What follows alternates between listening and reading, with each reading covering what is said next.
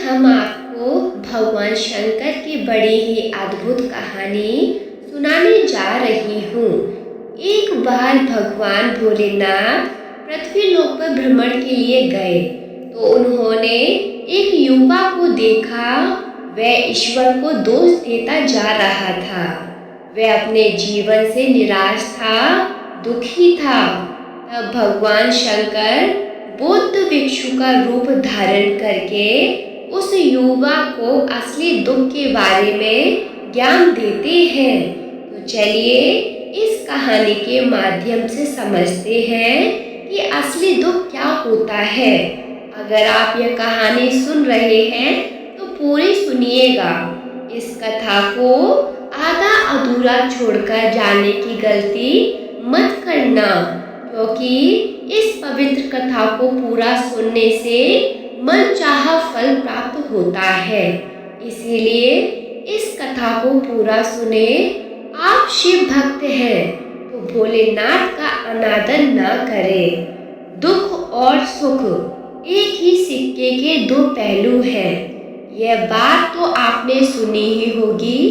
दुख और सुख हमारे जीवन में लगातार ही रहते हैं और हमें लगता है कि हमारे जीवन में हजारों दुख हैं, हजारों समस्याएं हैं। लेकिन अगर आप वास्तविक तौर पर देखें, अगर आप इस बात को अच्छी तरह से समझें तो आप यह समझ पाएंगे कि हमारे जीवन में केवल एक ही दुख होता है।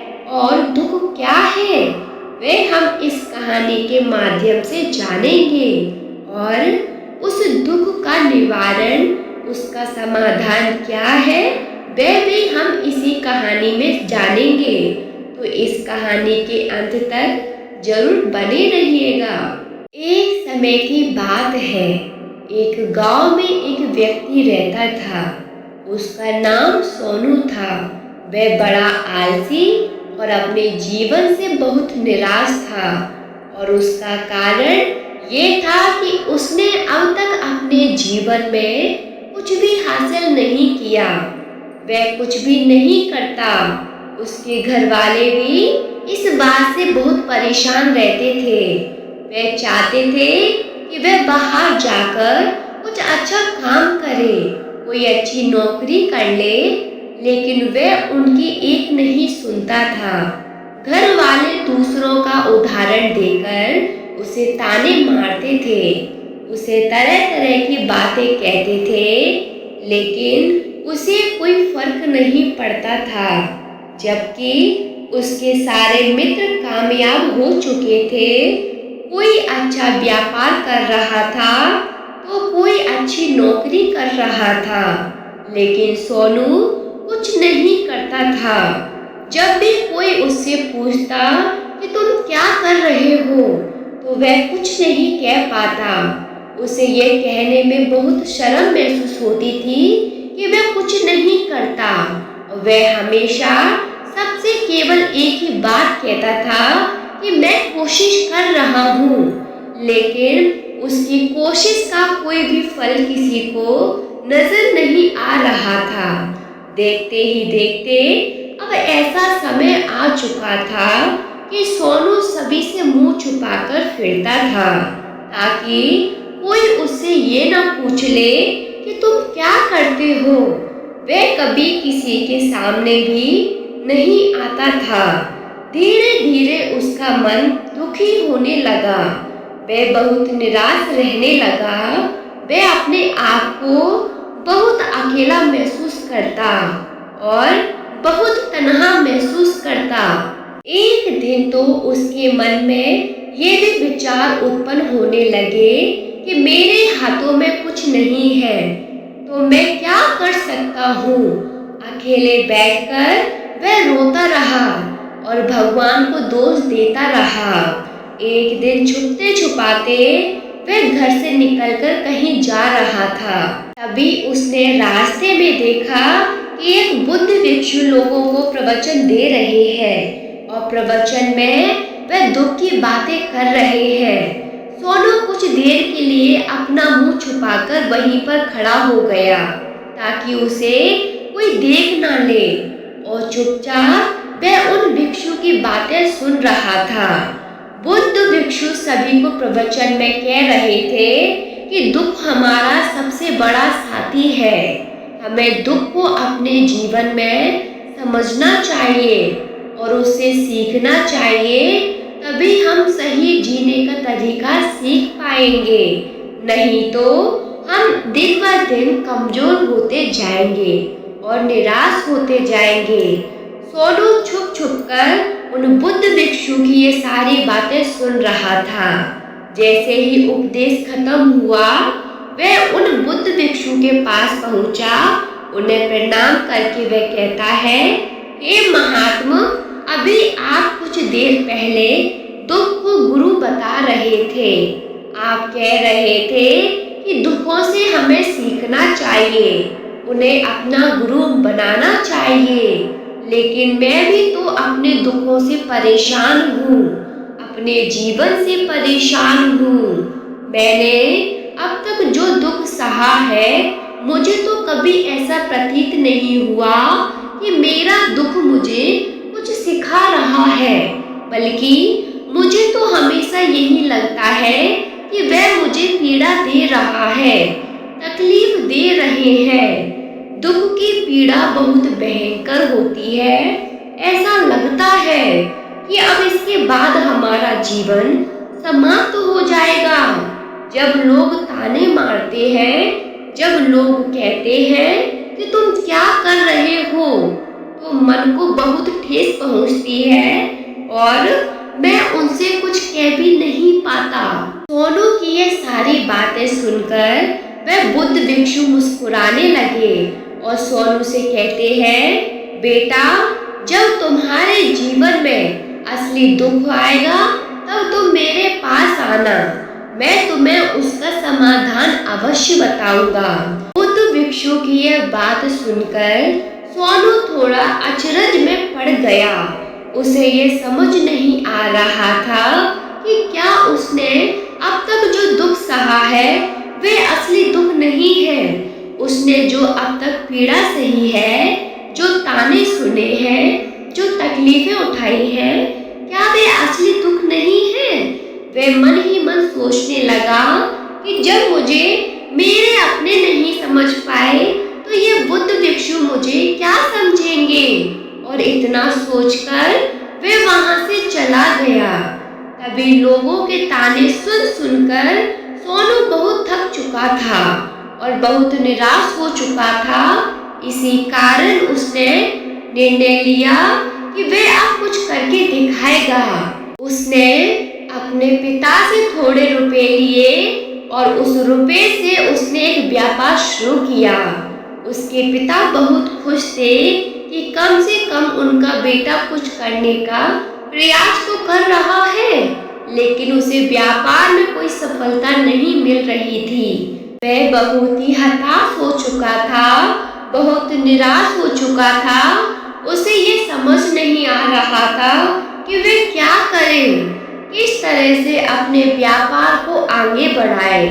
तभी उसके पिता ने उससे कहा, बेटा, कोई बात नहीं, इसी तरह प्रयास करते रहो, आज नहीं तो कल सफलता अवश्य मिलेगी। सोनू ने अपने पिता की बात मानी और अपने व्यापार में और भी कड़ी मेहनत करने लगा। धीरे धीरे उसे सफलता मिलने लगी और फिर उसने रफ्तार पकड़ ली। देखते ही देखते केवल 3 सालों के अंदर वह एक बहुत बड़ा व्यापारी बन गया। अब उसके पास धन दौलत की कोई कमी नहीं थी। लोग जो उसे पहले नापसंद किया करते थे, अब उसे पसंद करने लगे थे, उसकी चिंता करते थे, उसके कार्यों की सराहना करते थे। उसके माता पिता भी अब अपने बेटे से बहुत खुश थे और उसकी सफलता से अत्यंत प्रसन्न थे। धीरे धीरे सोनू की मित्रों की संख्या भी बढ़ने लगी। सोनू के कुछ मित्रों ने उसे ये सलाह दी कि उसे अपने व्यापार को और तेजी से बढ़ाना चाहिए। उसे और फैलाना चाहिए। उन्होंने कहा, जब तुम आज केवल इस नगर के सबसे बड़े व्यापारी हो, तब तुम इतने खुश हो और तुम्हारे साथ इतने लोग हैं, तो सोचो जब तुम इस पूरे राज्य के सबसे बड़े व्यापारी बन जाओगे तब क्या होगा। लोग तुमसे मिलने के लिए समय मांगेंगे, तुम्हारी तारीफ करेंगे, यहाँ तक कि राजा भी तुमसे मिलने आएंगे। सोनू को अपने मित्रों की यह बात बहुत पसंद आई। उसने सोचा कि मेरे मित्र सही कह रहे हैं, मुझे अपने व्यापार को और बड़ा करना चाहिए। इसी कारण उसने कुछ गलत कदम उठाए ताकि उसका व्यापार जल्दी से जल्दी और बड़ा हो जाए।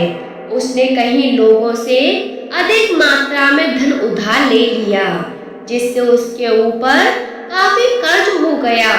इतना ही नहीं, अधिक मुनाफा कमाने के चक्कर में उसने अपने माल की गुणवत्ता को भी खराब कर दिया।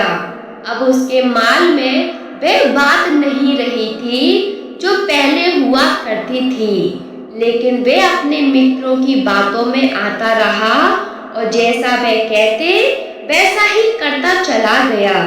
यहाँ तक कि उसने अपने व्यापार को बढ़ाने के लिए दूसरे छोटे व्यापारियों के खिलाफ षड्यंत्र भी रचना शुरू कर दिए। अब उसके मन में पहले जैसा सुकून नहीं था। उसे रातों को नींद नहीं आती थी। वह दिन रात बस यही सोचता रहता था कि किस तरह से व्यापार पूरे राज्य में फैल जाए और वह सबसे बड़ा व्यापारी बन जाए। हालांकि उसके पास सब कुछ था, धन दौलत, घर, गाड़ियां, नौकर, लेकिन फिर भी वह इन सब का आनंद नहीं ले पा रहा था, क्योंकि उसका पूरा ध्यान केवल अपने व्यापार को बढ़ाने पर था। एक दिन सोनू अपने रथ पर बैठकर एक मार्ग से गुजर रहा था। तभी रास्ते में उसे आश्रम दिखाई दिया। यह देखकर वह तुरंत उस बुद्ध भिक्षु के पास गया।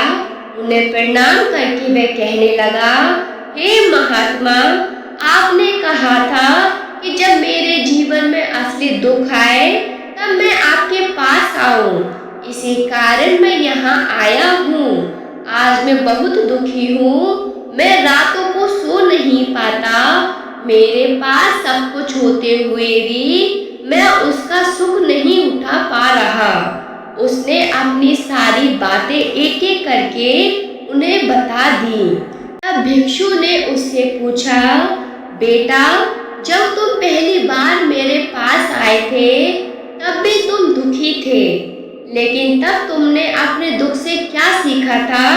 इस पर सोनू ने कहा, महाराज, मैंने ये सीखा कि केवल सोचने से कुछ नहीं होता। हमें कर्म करना पड़ता है और केवल कर्म करना ही पर्याप्त नहीं है, बल्कि उसे अंत तक पहुंचाना भी जरूरी है, चाहे रास्ता कितना भी कठिन क्यों ना हो। हमें अपने लक्ष्य तक पहुंचने के लिए प्रयास करते रहना चाहिए। दोनों की ये बातें सुनकर भिक्षु मुस्कुराए और बोले, बेटा, जब तुम्हारे जीवन में असली दुख आएगा तब तुम मेरे पास आना। मैं तुम्हारी समस्या का समाधान अवश्य करूंगा। यह सुनकर सोनू फिर से आश्चर्य में पड़ गया। उसे अब भी समझ नहीं आ रहा था कि असली दुख आखिर क्या है। धीरे धीरे समय बीतता गया। समय के साथ साथ सोनू अपने व्यापार में और भी ज्यादा आगे बढ़ चुका था, लेकिन माल की गुणवत्ता अच्छी न होने के कारण अब उसके व्यापार में घाटा होने लगा। और फिर धीरे धीरे ऐसा समय आया कि उसका व्यापार पूरी तरह से चौपट हो गया। लेकिन वह यह सोचकर निश्चित था कि उसने जो भी कर्ज लिया है वह अपने मित्रों से लिया है, इसीलिए वह उसे बाद में लौटा देगा और उसके मित्र उसका साथ देंगे। लेकिन हुआ इसके बिल्कुल विपरीत। सबसे पहले उसके वही मित्र उससे अपना कर्ज वापस मांगने लगे। सोनू को यह देखकर बहुत बड़ा झटका लगा। उसने अपने मित्रों से थोड़ी मोहलत मांगी, लेकिन किसी ने उसकी एक नहीं सुनी, बल्कि वे लोग उसे धमकाने लगे। अपने मित्रों के मुंह से यह सब सुनकर सोनू पूरी तरह टूट गया। जो लोग पहले उसके साथ थे वही अब उससे दूर जाने लगे। कोई भी उसका साथ नहीं देना चाहता था। धीरे धीरे उसकी सारी संपत्ति नीलाम हो गई। अब उसके पास कुछ भी नहीं बचा था। वह सड़क पर आ चुका था। उसने हिम्मत हारकर अपने पिता से कहा, पिताजी मेरी मदद कीजिए, मेरे ऊपर बहुत कर्ज है। लेकिन उसके पिता ने दुखी होकर कहा, बेटा मेरे पास अब केवल यही छोटा सा घर बचा है। अगर मैं ये भी दे दूं तो मैं और तुम्हारी माँ कहाँ रहेंगे। यह सुनकर सोनू पूरी तरह टूट गया। अब उसे लगने लगा कि उसके पास जीने का कोई कारण नहीं बचा। जब उन बुद्ध भिक्षु के मुख से यह सारी बातें सुनकर सोनू और भी ज्यादा बेचैन हो गया और वह चुपचाप वहां से चला गया। उसके मन का वह खालीपन अब भी वैसा ही था। वह भी अपने आप को बहुत अकेला महसूस कर रहा था। उसके बाद से उसका मन अपने व्यापार में भी नहीं लगता। तब भी वह कोई कार्य करता तो उसके मन में ढेर सारे प्रश्न उठने लगते। वह क्या कर रहा है, क्यों कर रहा है और उसने इस कार्य को क्यों किया। उसके मन में अब एक और प्रश्न उत्पन्न होने लगा था, क्या हम यहाँ पर केवल इसलिए आते हैं कि इस जीवन को जिए और इस दिन मृत्यु को प्राप्त हो जाए। वह ये समझ नहीं पा रहा था कि जीवन का असली मतलब क्या है। उसने कई विद्वानों से पूछा, अपनी तरफ से जो मुमकिन हो सकता था खोजबीन की, लेकिन उसे कोई भी जवाब नहीं मिल रहा था। और जब उसे कोई जवाब नहीं मिला तो उसका दुख और भी बढ़ गया। इसी कारण उसके मन की बेचैनी और भी बढ़ चुकी थी और उसे ये समझ नहीं आ रहा था कि वह क्या करे, कहाँ जाए, किससे पूछे। तभी उसे फिर से उन बुद्ध भिक्षु की याद आई। वह तुरंत उनके पास पहुंचा और उसने अपने मन की सारी बातें उन्हें बता दी।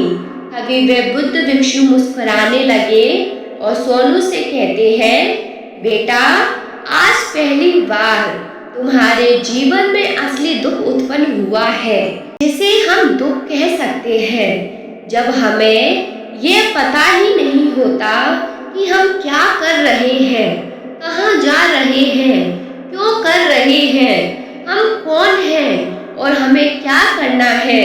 तभी सोनू ने कहा, हे महात्मा मेरे इस दुख का समाधान कीजिए, मुझे इस दुख का निवारण कीजिए। तब वह बुद्ध भिक्षु कहते हैं, हम सबके अंदर क्रोध, लालच, लोभ जैसी कई वासनाएं घर कर बैठ जाती हैं। इसी कारण हम अपने जीवन को टुकड़ों में जीते हैं और हमारी चेतना कभी एक नहीं हो पाती। हम कभी एक जगह सोच नहीं पाते, समझ नहीं पाते और हमारी ऊर्जा भी पूरी तरह बिखर जाती है। आज के दौर में हमारे पास इतना भी समय नहीं है कि हम एक पल निकालकर अपने आप को देख सकें, समझ सकें। वास्तविकता में हर कोई अपने जीवन भर दुख दुख करता रहता है, उसका समाधान खोजता रहता है। लेकिन जिसे हम दुख समझते हैं वह असली दुख है ही नहीं, वह तो परिस्थितियां हैं जिनके कारण हम अपने आप को दुखी समझते हैं। जब हम एक समस्या से निकलते हैं तो दूसरी में फंस जाते हैं, और जब हम इन परिस्थितियों से हार मान लेते हैं तब हमें केवल एक ही रास्ता दिखाई देता है, मृत्यु। लेकिन यह कोई समाधान नहीं है। यदि तुम सच में अपने दुखों का समाधान चाहते हो तो सबसे पहले अपने आप को इकट्ठा करना सीखो, अपनी ऊर्जा को केंद्रित करो और अपने ऊपर ध्यान लगाओ। मृत्यु से पहले अपने आप को पहचानो, अपने आप को जानो और अपने आप को बिखरने मत दो। तभी सोनू ने पूछा, हे महाराज, क्या हमें इस जीवन को नहीं जीना चाहिए? क्या हमें अपनी इच्छाओं को पूरा नहीं करना चाहिए? तब बुद्ध भिक्षु बोले, हमें किसी से अत्यधिक लगाव नहीं रखना चाहिए। इच्छाएं ऐसी होती है जैसे पहाड़ से गिरता हुआ झरना, जिस पर नियंत्रण नहीं होता। लेकिन जब तुम अपने ऊपर ध्यान देना शुरू कर देते हो तब तुम अपने आप को समझने लगते हो, और फिर इच्छाएं भी तुम्हारे नियंत्रण में आ जाती हैं। तब तुम चाहे तो उन्हें पूरा भी कर सकते हो, लेकिन उनके गुलाम नहीं बनते। गुरुदेव की ये सारी बातें सुनकर सोनू ने कहा, हे महाराज, आपका बहुत बहुत धन्यवाद। आपने मेरी सबसे बड़ी समस्या का समाधान कर दिया। मैं आज से अपने आप को एकत्र करूंगा। गुरुदेव बोले, मानव शरीर में बहुत शक्ति है, लेकिन व्यर्थ की चीजों में खर्च हो जाती है। हम अपनी ऊर्जा को केंद्रित नहीं करते, इसीलिए हम अपने आप को नहीं पहचान पाते। हम हमेशा भगवान से पूछते हैं कि हमारे जीवन में इतना दुख क्यों है, लेकिन सत्य ये है कि ईश्वर चाहता है कि हम अपने जीवन के अंतिम सत्य तक पहुँचे। अब तुम अपने आप को जान लोगे, तब तुम्हारे सारे दुख समाप्त हो जाएंगे। और यही इस कथा का सार है। अपने आप को जानो, अपने मन को संभालो और ध्यान के माध्यम से जीवन के असली अर्थ को समझो। हम अपने पूरे जीवन में बाहर की दुनिया को समझने में लगे रहते हैं, लेकिन कभी अपने आप को समझने की कोशिश ही नहीं करते। हम सोचते हैं कि हमारा दुख धन की कमी है, लोगों का साथ ना मिलना है या जीवन में असफलता है, लेकिन असली दुख ये है, हम दुख को नहीं जानते। जब इंसान दुख को पहचान लेता है, अपने मन को नियंत्रित करना सीख लेता है, अपनी ऊर्जा को सही दिशा में लगाना सीख लेता है, तब उसके जीवन के सारे दुख अपने आप समाप्त होने लगते हैं। इसीलिए आप सच में अपने जीवन को बदलना चाहते हैं तो बाहर नहीं, अपने अंदर देखना शुरू कीजिए। ध्यान कीजिए, अपने विचारों को समझिए और खुद को पहचानिए, क्योंकि जिस दिन आपने खुद को पहचान लिया उस दिन आपके सारे सवाल खत्म हो जाएंगे। अगर आप भगवान भोलेनाथ के सच्चे भक्त हैं तो इस कथा से मिली सीख को अपने जीवन में जरूर अपनाइए और कमेंट बॉक्स में लिखिए, हर हर महादेव। अगर आप एक छोटा सा सुपर थैंक्स कर देंगे तो मुझे बहुत खुशी होगी। आपका छोटा सा सहयोग ही मेरे लिए बहुत बड़ी प्रेरणा है। हर हर महादेव।